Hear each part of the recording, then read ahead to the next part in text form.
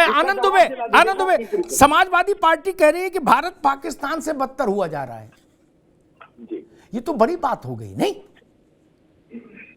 हाँ, थोड़ी ज्यादा हो गई जी। पाकिस्तान से प्रेम समाजवादी पार्टी का कोई नया नहीं है, उसको हर चीज में पाकिस्तान देखता है। नहीं, लेकिन और आजम जब खान तो चुनाव अभी बीमार आता है- चल रहे हैं। नहीं, वो जब जी। चुनाव आता है, आप कहाँ खड़े हो? अरे मैं बता रहा हूँ। नहीं, अभी केवल आनंद दुबे की आवाज जी, अभी केवल आनंद दुबे की आवाज नहीं, ये आपस में शास्त्रार्थ नहीं, अभी केवल आनंद दुबे की आवाज जी। अब मैं ये कह रहे हैं कि पाकिस्तान से हम बदतर हो गए। हाँ अब मैं आंकड़े रख देता हूं, थोड़ा मुझे समझ दीजिए। जी। 2014 में 112 लाख करोड़ हमारी जीडीपी थी, इस समय 272 लाख करोड़ जीडीपी। प्रति व्यक्ति आय 79,000 थी, आज 1,70,000 है। विदेशी मुद्रा भंडार 19.5 लाख करोड़ डॉलर था, आज 49.26 लाख करोड़ है। एक्सपोर्ट तब 27.15 लाख करोड़ था, आज 57.35 लाख करोड़ है। इसके अलावा रक्षा निर्यात 1,941 करोड़ था, आज 15,920 करोड़ है।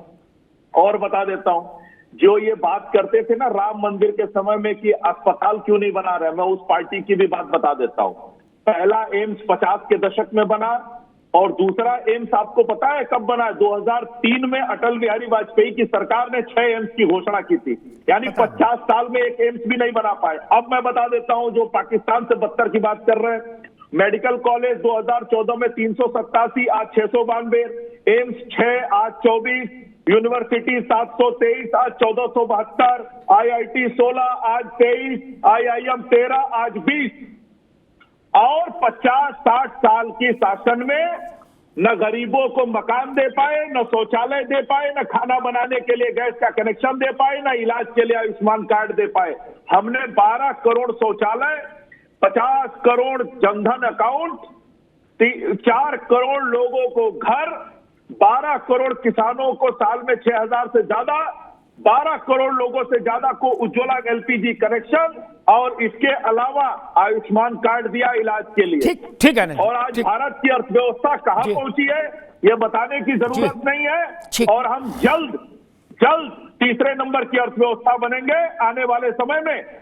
लेकिन जिन लोगों को जिन्ना और पाकिस्तान हर चुनाव में दिखता हो, जो ये कहते हो कि पाकिस्तान हमारा दुश्मन नहीं है, जो लोग पाकिस्तान में जाके कहते हो मोदी को हटाने में हमारी मदद करो, तो ऐसे लोगों को तो पाकिस्तान ही अच्छा लगेगा। और मैं तो कपिल जी से कहता हूं कि अगर ये चुनाव हारिए तो मैं सोच रहा हूं एक आध अपने पार्टी का ब्रांच जो है वो पाकिस्तान में भी खोज लीजिए, शायद हो सकता है वहां कुछ सफलता मिल जाए।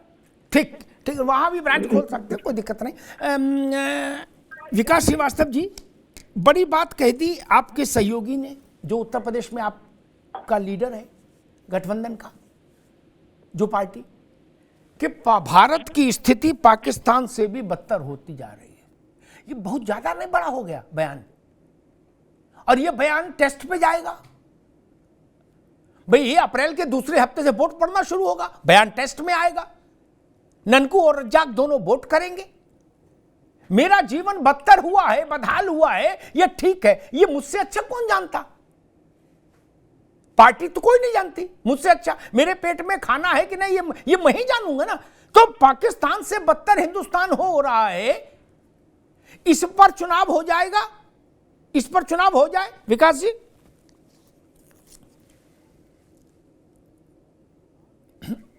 भैया अनम्यूट कर लो, अनम्यूट जी। देखिए, प्रमुख मुद्दा आपने राशन और खाने की बात कर दी, तो इसलिए याद आ गया। और नहीं, प्रमुख मुद्दा मैंने ये कहा जो आपके पार्टनर ने कहा कि पाकिस्तान से बदतर हो गई स्थिति भारत की। अरे सर जी, बात आने दीजिए जी। जब प्रधानमंत्री स्वयं कहते हैं कि 140 करोड़ की आबादी वाले इस भारतवर्ष में 80 करोड़ लोग सरकारी राशन पर डिपेंडेंट हैं, और प्रधानमंत्री जी 10 साल शासन कर चुके हैं। मोदी सरकार, बीजेपी का 10 साल शासन है और प्रधानमंत्री गारंटी ले रहे हैं कि अगले 5 साल तक इस देश को भुखमरी, गरीबी, बेरोजगारी में लपेट के रखूंगा और 80 करोड़ लोगों को राशन दे रहा हूं। ये गारंटी बंद नहीं होगी। इसका उन्होंने एक ऐप बना लिया है जिसमें भाजपा के भ्रष्टाचार ना होने पाए और बेईमानी ना होने पाए, वो राशन गरीबों को मिलता रहेगा। जो भुखमरी के कगार पे है उन्हीं को तो 80 करोड़ लोगों को राशन चाहिए। बाकी वो किसान जो 700 से ज्यादा इन्होंने शहादत देकर 3 कृषि कानून जो थे अपनी एमएसपी तय कर रहे थे, जो मेहनत कष्ट हमारे अन्नदाता थे, उनके साथ तो कोई कानून की गारंटी नहीं है। उनकी गारंटी उन महिलाओं के साथ नहीं है जिसको कहा बहुत हुआ बेटी पे वार। अब की बार मोदी सरकार 10 वर्ष में सबसे ज्यादा महिला हिंसा अगर हुई तो मोदी सरकार में हुई। और बेरोजगारी इस तरीके 20 करोड़ नौकरी देने की वादा किया था, हर वर्ष 2 करोड़, 20 करोड़ नौकरियां। आज 60% नौजवान भारत जो है ठीक है बिल्कुल विकास, हाथ पे हाथ आगे रख बात, के बैठा ठीक है हुआ विकास जी, आगे मैं नावेश जी को पास, आगे भैया बात आगे नावेश जी को पास, अब रुक ना, डेटा अब रुक दीजिए बात, आगे बात, आगे नावेश जी को, फिर मैं वहीं चलता हूं। भारत के हालात पाकिस्तान से बदतर हो गए, इस मसले पर चुनाव हो जाएगा तो क्या स्थिति बनेगी? नहीं देखिए, इस तरह के वाक्य और इस तरह के सेंटेंस जो है वो जनता का दिल दुखाते हैं और कहीं ना कहीं ऐसे ऐसे वक्तव्य देने वालों के विरोध में आ जाते हैं। आप अपनी बात कैसे भी कह सकते हो, लेकिन पाकिस्तान से इंडिया की जब तुलना की बात होती है तो कम से कम भारतीय नागरिक का खून खौलता है और उसको ये अच्छा नहीं लगता है और ये बद्दुआ लगती है, ये बद्दुआ सी लगती है। तुलनात्मक अगर हम अब कम से कम हम किसी एक ऐसे देश की तुलना करते जिसका कम से कम कोई वजूद होता तो कोई बात भी थी, लेकिन आप ये बात दोहराइए कि हमारे क्या गरीबी बढ़ रही है और हमारी आधे से ज्यादा जनता जो है वो फ्री के राशन पे डिपेंड है, लेकिन पाकिस्तान को बीच में आप ही पिच देते हो भारतीय जनता पार्टी को, ये समाजवादी पार्टी हो या कांग्रेस हो, भाजपा को आप क्यों पिच देते हो? पाकिस्तान को ले क्यों आते हो भैया? पाकिस्तान की कोई हैसियत ही नहीं है जब। और भैया हमारे दाने, मतलब हमारी भीख पे वो पल जाए तो बहुत बड़ी बात है। हम इतना महान, इतना बड़ा देश, भले ही उसमें गरीबी हो, लेकिन हमें उसमें नहीं लाना चाहिए। मैं समझता हूं यही विपक्ष की विफलता का कारण है। मैं एक बात कहना चाहूंगा, मैं विकास भाई ने इससे पहले एक बात कही थी, बहुत उम्दा बात कही थी कि टेलीविजन पे जब हम लोग बैठे, किसी पैनल में बैठे, तो विकास की बातें करें और धर्म और जाति की बातें नहीं करें। विकास भैया एक बात बताइए, मुझे आप बताइए, बना रही है भारत सरकार और आपको तुलना कर दी है तो बड़ी दिक्कत हो रही है। जी नावेश जी की आवाज, नावेश जी की आवाज, जी ठीक है सर, मैं आपकी बात कर। आजादी के बाद पहली बार कांग्रेस ने जाति के मुद्दे को अपने गोद में ले लिया, नहीं तो कांग्रेस कहती थी जात की नापात की मोहर लगेगी हाथ में। पहली बार जाति के मुद्दे को गोद ले लिया कांग्रेस ने। अब हम लोग राहुल गांधी जी के, खड़गे जी के वक्तव्य पे अगर हम एनालिसिस करेंगे, चर्चा करेंगे तो जाति की बात आ ही जाएगी। चलिए विकास की बात भी करते हैं। देखिए हम लोग कोशिश करते हैं कि आपके ताने ना खाए, दोनों आंखों से देखते हैं, विकास की बात करते हैं और इत्तेफाक की बात है, राशन की और गरीबी की बात आ गई। दो नजरिए हैं, एक तो ये कि सबसे बड़ी गारंटी मोदी की ये है कि इस भारत में कोई भूखा रह ही नहीं सकता, एक नजरिया ये है, इसको आप चाटुकारिता वाला कह सकते हैं, लेकिन मैं दूसरी आंख से भी इस बात को देखूंगा कि ये बात गारंटी सबसे बड़ी है कि भारत के हर नागरिक को फ्री में राशन मिल रहा है, जिसके पास खाने को नहीं है उसको भी, और जो मिडिल क्लास है उसको भी मिल रहा है। ये सकारात्मक चीज है, लेकिन उसका नकारात्मक रूप ये भी है कि आधे से ज्यादा नागरिक भारत के जो है वो गरीबी की तरफ बढ़ रहे हैं और उनको राशन की जरूरत। ठीक है नावेद भाई जी, ठीक है, मैं आनंद दुबे के पास चलूं, ठीक है, आगे बात। सब समय उतना ही। भारत में एक और परंपरा रही हजारों साल से, राजनीतिक लोगों को नहीं उसका स्मरण रहा होगा हर वक्त, अन्य क्षेत्र की परंपरा। जो लोग मंदिर के व्याकरण से परिचित हैं, तीर्थ के व्याकरण से, वो जानते हैं कि हर मंदिर के साथ अन्य क्षेत्र की अनिवार्यता थी हिंदू दर्शन में। क्या कि 24 घंटा अन्न क्षेत्र खुला रहेगा, जो आए सो प्रसाद पाए। ठीक, उसकी व्याख्या इस रूप में नहीं की जाती कि बताओ अपंग, भूखे, नंगे, नहीं, वहां उसको बोलते हैं आओ प्रसाद पाओ। क्या कुछ लोग ये भी व्याख्या कर सकते हैं कि यहां भंडारा चलता है, इसका मतलब ये भूखे हैं, गरीब हैं, दरिद्र हैं, नाकारा हैं, लेकिन हम भी जाते तो हम भी प्रसाद पाते हैं। प्रसाद मतलब पूरा भोजन होता है। वो कैंची धाम जाइए, वहां चलता है अन्य क्षेत्र। वृंदावन में सैकड़ों तीर्थ हैं, मठ हैं, पटना में महावीर मंदिर है, ऐसे मैं सैकड़ों मंदिर बता सकता हूं। अन्य क्षेत्र चलता है, अन्य क्षेत्र सबको अन्न रहे, कोई भूखा ना रहे, जो कोई बहुत खराब धारणा नहीं। ठीक है, कांग्रेस इसके खिलाफ खड़ी है, ठीक, अच्छी बात है। वो 80 करोड़ लोग उत्तर देंगे, उनको अब बात कांग्रेस की समझ में आ रही कि नहीं आ रही चुनाव में। लेकिन ये जिम्मेदारी इस शासन की होनी चाहिए कि भूखा कोई नहीं रहे। बाकी सारी बातें बाद में। कोरोना का जब समय था मित्र, देश भूख से मर जाता, कोरोना से भले ही ना मरता। कहने भूखमरा बना दिया, ये तरीका ठीक नहीं। आनंद जी, समाजवादी पार्टी कह रही है पाकिस्तान से भी बदतर स्थिति हो गई।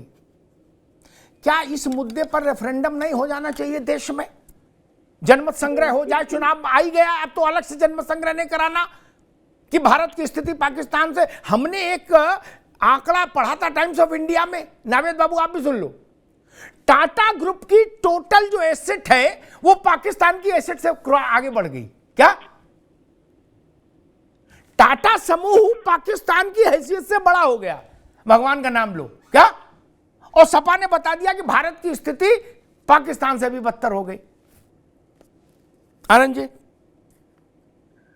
देखिए, मैंने पहले ही कहा कि ये पाकिस्तान प्रेम तो जो है वो है भारत के सामर्थ्य का अपमान है, भारत के विकास का अपमान और भारत की 140 करोड़ जनता का अपमान है कि समाजवादी पार्टी के प्रवक्ता बैठ के यहां कह रहे हैं कि भारत की स्थिति पाकिस्तान से बदतर है या बदतर हो रही है। मैंने आपको आंकड़े भी गिना दिए, 2-3 आंकड़े और गिना दे रहा हूं। मेट्रो 2014 में 5 शहर में थी, आज 20 शहर में। नेशनल हाईवे 25.7 हजार किलोमीटर था, 54.9 हजार किलोमीटर है। नेशनल हाईवे निर्माण की गति 12 किलोमीटर प्रतिदिन थी, आज बढ़ के 28 किलोमीटर प्रतिदिन है। रेल इलेक्ट्रिफिकेशन 21.8 हजार किलोमीटर था, आज 60.8 हजार किलोमीटर है। एयरपोर्ट 74 थे, आज 149 है। और बहुत से आंकड़े हैं मेरे पास, गिनाते रहूंगा, बहुत डिबेट का समय निकलेगा। लेकिन वो लोग जो बड़ी बड़ी बातें करते हैं, कहते हैं कि हमने देश को बहुत आगे बढ़ाया, वो भी सरकार चला रहे तो। 3 बार कांग्रेस के शासनकाल में मुद्रा का अवमूल्यन हुआ है, 1949, 1966 और 1951। 3 बार मुद्रा का अवमूल्यन कांग्रेस पार्टी की सरकार के समय में हुआ है। 40 करोड़ डॉलर के लिए देश का सोना गिरवी रखना पड़ा, ग्रोथ रेट माइनस पे चली गई थी। और आज भी मैं दावे के साथ कह रहा हूं, कांग्रेस पार्टी के कोई प्रवक्ता अध्ययन कर ले, इनकी 10 साल की यूपीए की सरकार रही है, न इनका महंगाई दर हमसे कम रहा है बल्कि हमसे ज्यादा रहा है और कई साल डबल डिजिट पे रहा है। ठीक। और ना ही इनकी जो बेरोजगारी की दर है ठीक, वो हमसे कम रही है। ठीक है आनंद बाबू, अभी रुकना होगा, समय कम है, अभी रुकना होगा।